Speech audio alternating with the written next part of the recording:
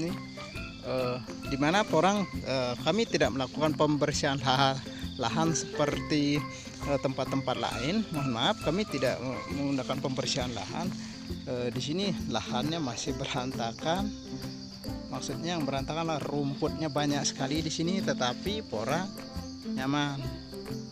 Karena yang kita tanam di sini adalah porang. Dan sekali lagi kami tidak menggunakan pupuk di sini. Mau pupuk apa itu namanya, jelas kami tidak menggunakan pupuk. Ini. Nah, kalau sudah begini pasti muncul pertanyaan. Makanya seperti saya akan jelaskan nanti kenapa kami biarkan rumputnya ini. Nanti kalau dorman bagaimana cara nyari katanya, pasti bingung nyari katanya. Nanti saya akan jelaskan bagaimana cara mencari kata di tempat yang banyak rumput. Yang jelas ini 3 hari lagi 1 minggu kami akan panen katanya ini. Kami tidak mesti menunggu dia jatuh dari pohonnya. Kalau menunggu jatuh dari pohonnya, maka katanya tidak akan ketemu dengan segini banyak rumput. Ada trik-trik khusus, nanti kami akan bercerita tentang bagaimana cara panen kata di tempat yang begitu banyak rumputnya. Ya, panen kata nanti satu perlakuan kita dapat 2 tujuan, yaitu kita potong biar bisa mencari kata dengan mudah. Tujuan pemotongan ada 2. Satu, biar dapat mencari kata dengan baik yang benar.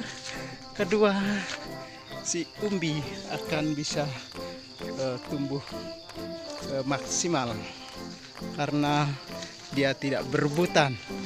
Makanan di dalam tanah berebutan, si umbi, si kata, dan si daun. Ini tanaman kami yang dengan naungan pohon mente.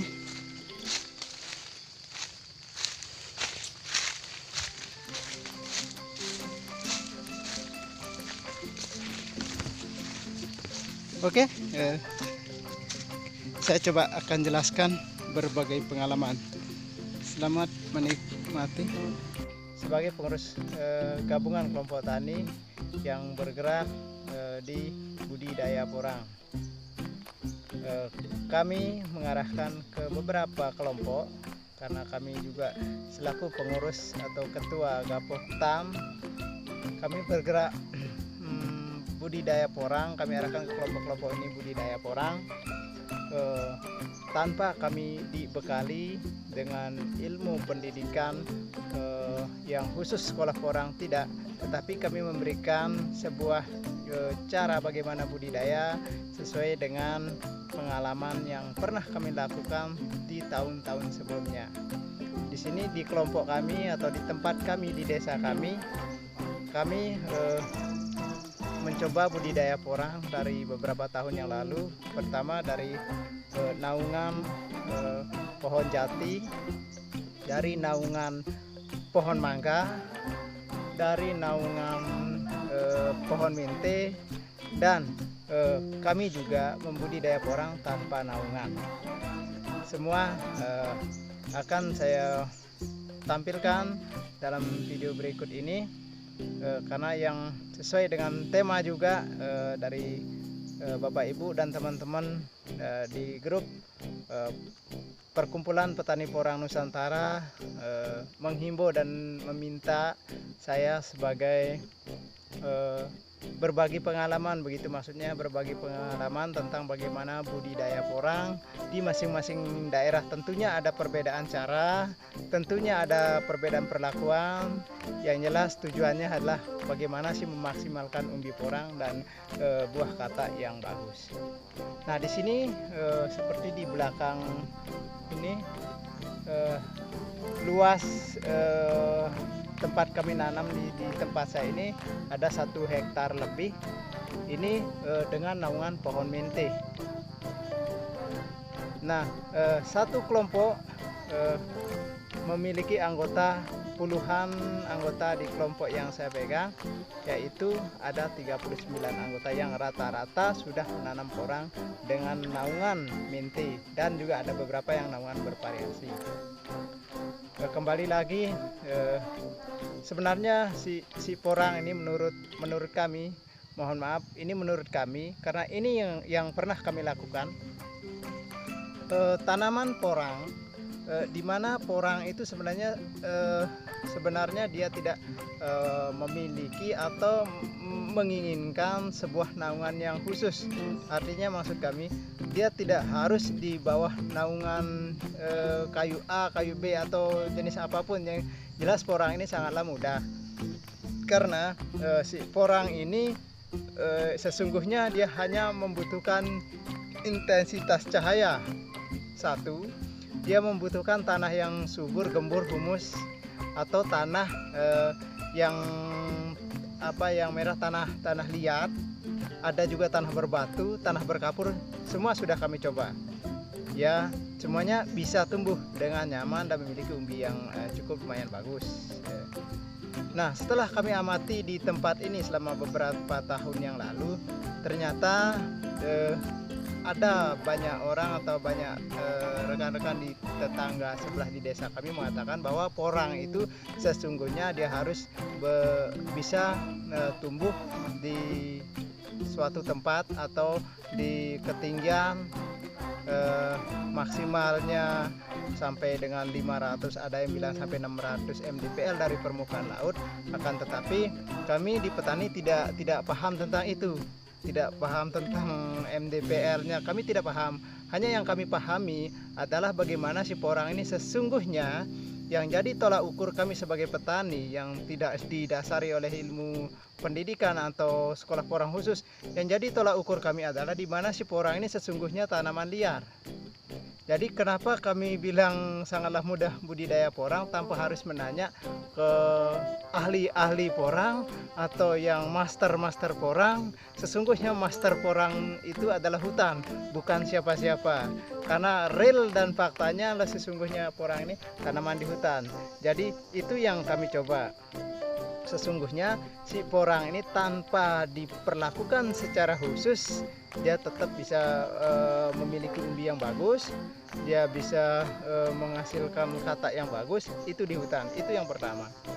Nah, setelah kami mengikuti beberapa pertumbuhan porang di hutan, khususnya di hutan liar, di atas 700 mdpl, ini kata teman-teman kita di tempat kita survei itu sampai dengan 700 bahkan 800 mdpl. Itu lembab dan suhunya terlalu dingin. Porang itu bisa hidup di sangat ketinggian, itu bisa hidup.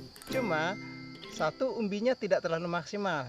Yang kedua, kataknya tidak banyak. Nah, kenapa? Alam telah memberikan kita gambaran, alam telah memberikan kita contoh bahwa porang ini juga memiliki tempat yang ideal. Idealnya seperti yang saya sampaikan awalnya. Pertama, si porang butuh tanah yang bagus, butuh cahaya yang bagus, butuh intensitas cahaya, dan juga curah hujan. Itu sangat membutuhkan. Nah, kenapa ada teman-teman kami di sini kesini berdiskusi dengan kami bagaimana tentang budidaya porang sebenarnya. Nah, mereka mencobanya di persawahan. Nah, di persawahan ini memang kalau kita bandingkan dengan tanaman yang lain itu bagus, karena si porang ini dia juga tidak senang di tempat yang becek. Itu satu, dia tidak senang di tempat yang becek, apalagi sengaja diairin, tidak bisa, karena si porang ini sesungguhnya mengikuti alam. Nah, banyak teknik dan cara, karena zaman sudah teknologi begitu canggih, merubah cara agar bisa panen cepat, agar bisa umbi lebih besar. Nah, sebenarnya kami di sini tidak pernah melakukan sama sekali tentang itu. Cuma kalau kami ingin pembesaran umbi juga kami punya trik-trik khusus untuk pembesaran umbi. Kembali lagi kami hanya berguru pada alam itu sendiri. Nah, kami di sini mencoba dengan bibit katak pertama.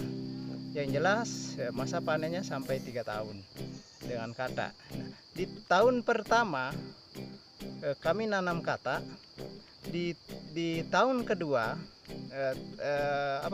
pertumbuhannya sudah bagus. Nah, si batang porang ini kami potong di tahun kedua. Kami potong, tapi ya menjelang sudah kuning daun, kami potong di sini. Kenapa kami potong? Di sana ada 2 keunggulan itu menurut kami, karena ini yang pernah kami lakukan. Potong, kami kumpulin daun yang sudah kami potong, kami kumpulin di satu tempat, sehingga ketika kita mencari katanya lebih gampang.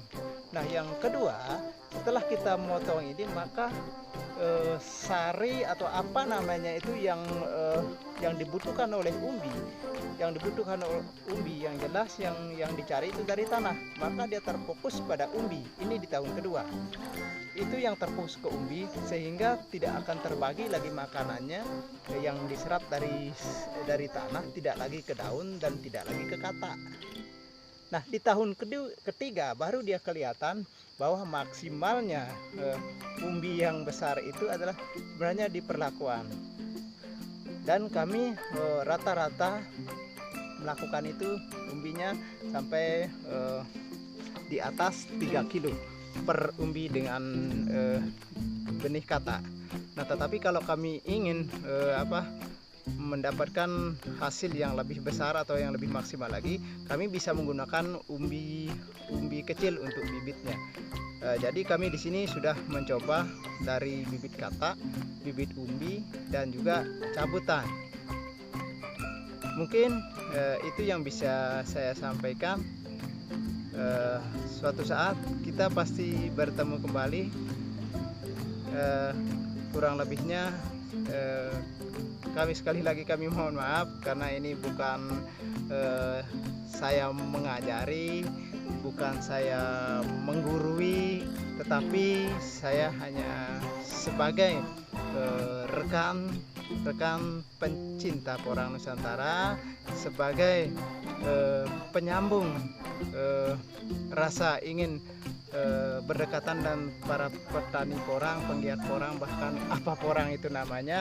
Intinya saya bercerita tentang pengalaman. Sekali lagi di sini saya petani, tidak mengajari, hanya berbagi pengalaman. Beginilah cara kami budidaya porang di Lombok Utara, Nusa Tenggara Barat. Salam petani porang Nusantara, semoga jaya. Terima kasih.